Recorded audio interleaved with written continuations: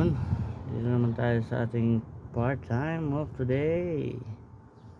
GMC Sierra 8 cylinder. Problema, lumalagapak pag ni-rev, pag tumatakbo. Sa exhaust side may lagapak. Naging problema niya, putol ang gasket sa pagitan ng dalawang cylinder. Ano nangyayari? Pagputok ng isa, bukas yung exhaust ng isa, doon lumalabas yung compression, ingay, misfire ang nangyayari. Yan, update lang ng gasket. GMC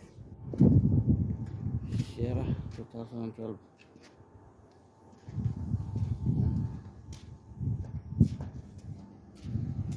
Head niya, wala naman yung head, wala namang leak din.